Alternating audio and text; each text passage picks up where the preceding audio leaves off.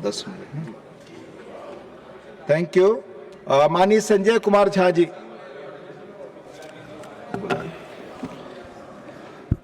माननीय उपसभापति महोदय, मैं इस विधेयक का समर्थन करने के लिए खड़ा हुआ। मेरे लिए यह केवल प्रश्न पत्र लीक रोकने का विधेयक नहीं है, यह भारत के करोड़ों युवाओं के विश्वास, उनकी आकांक्षाओं और हमारी लोकतांत्रिक संस्थाओं की ट्रस्ट से जुड़ा हुआ विषय है।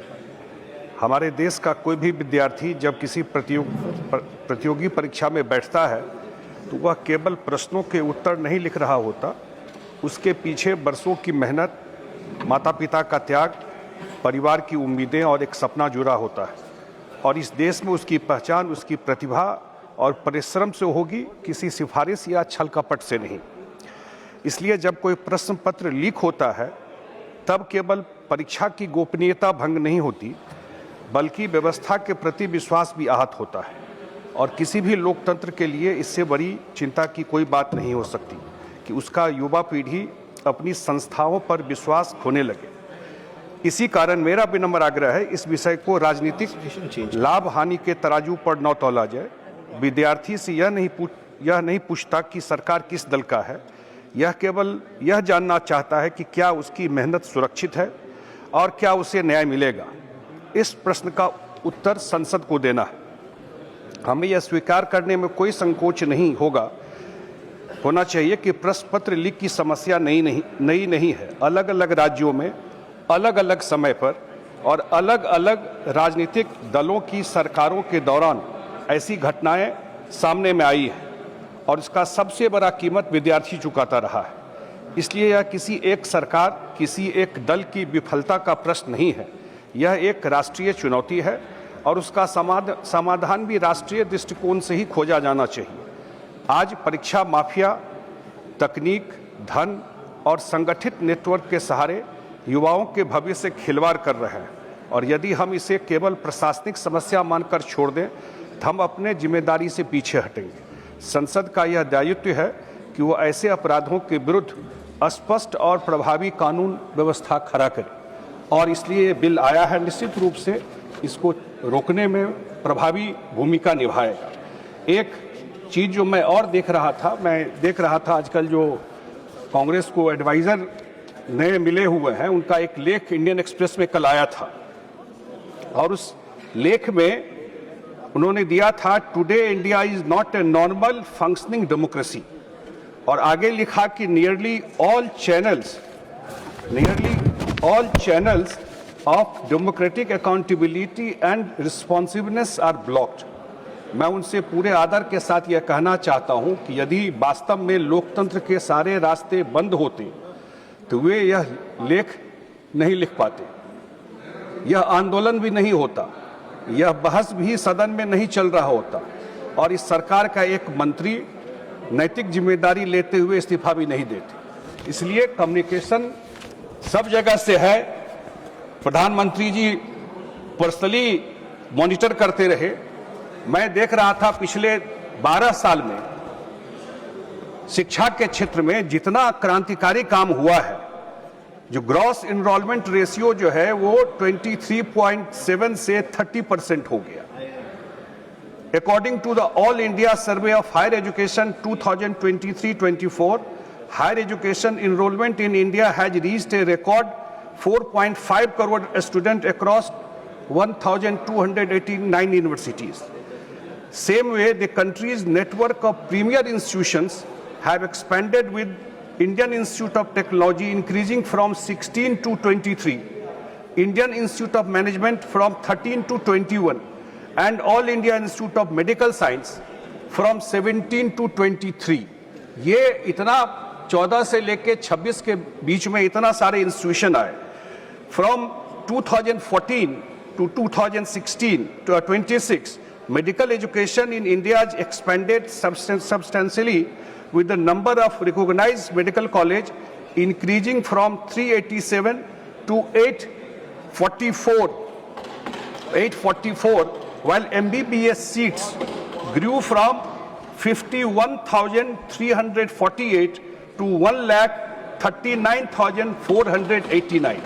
लगभग डबल से भी ज्यादा मेडिकल के सीट बढ़े हैं इस 12 साल में। स्टूडेंट भी बढ़े हैं, चैलेंजेज भी बढ़े हैं उसके बैकग्राउंड में।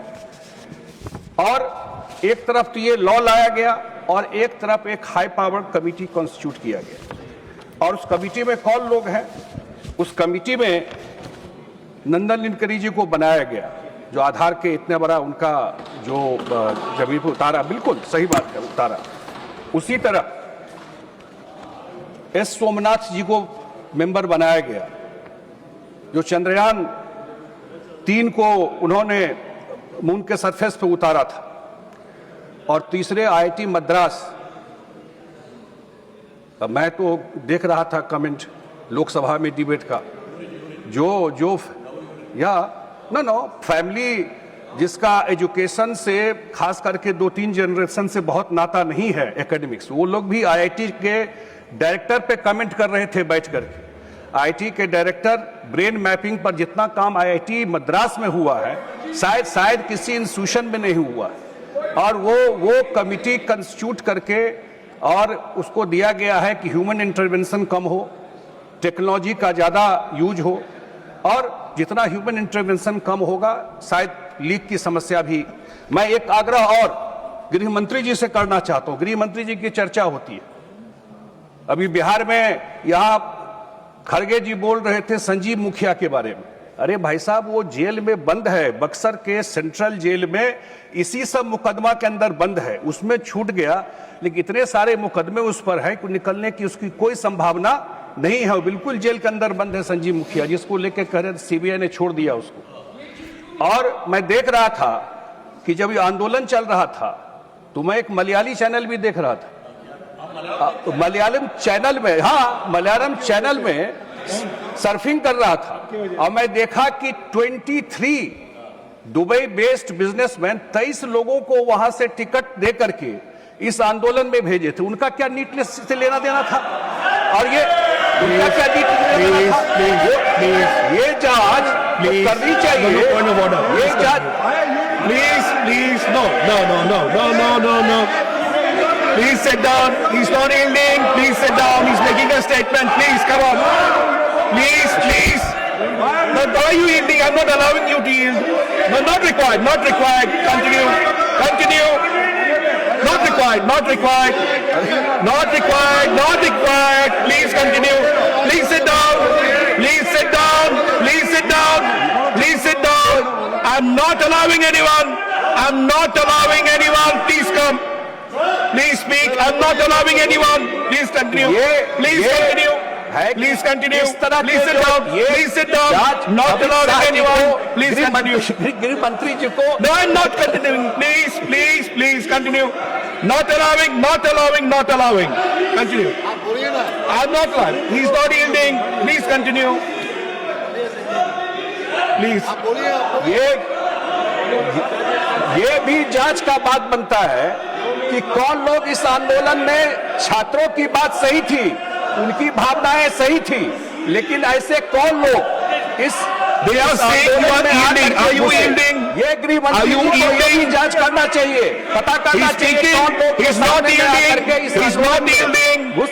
Please continue. ये कर रहे थे। Are you yielding or are you speaking? Continue. He's not yielding. Dr. Britas, he's not yielding. Please sit down. Please continue.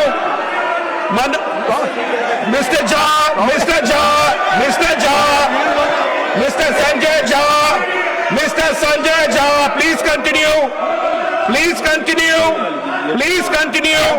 You are not yielding. Why you are stopping then? Continue. Everybody take your seats. सब अपनी जगह बैठ जाए. He's not yielding. I'm not giving a point of order on this. He's giving us no. Continue. No, I'm not. Please. तो सभापति महोदय, मैंने देखा कि उसमें No. लोगों ने पैसे देकर के, टिकट दे करके इस आंदोलन को No. के लिए लोगों को यहाँ से भेजा। Please. और जरूर गृह मंत्री जी को, अमित शाह जी को जांच कराना चाहिए कि इन सब आंदोलन में ऐसे कौन एलिमेंट आ करके जो छात्रों का आंदोलन को हाईजैक करने की कोशिश कर रहे थे। ये बात भी तो होनी चाहिए इस समय। तो निश्चित रूप से ये दोनों जो इशू आया है कि एक तो ये बिल आने से, और दूसरा जो सबसे बड़ा मुद्दा है कि ये जो कमेटी कॉन्स्टिट्यूट हुई है, हम लोग को निश्चित रूप से लगता है, और अगर सरकार, मुझे लगता है जितनी सेंसिटिव तरीके से, कभी सरकार ने ईगो नहीं बनाया, कभी सरकार ने ये नहीं कहा कि बातचीत नहीं करेंगे, और बातचीत करके इसका रास्ता निकाला है। और हम सब की जिम्मेवारी है कि इस बिल को पास करा करके एक क्लियर कट मैसेज देश में जाए, राजनीति नहीं हो इस पर, ये जरूर हम लोग का है। यही बात कह के इस बिल के समर्थन में अपनी बात समाप्त करता हूँ। बहुत बहुत धन्यवाद।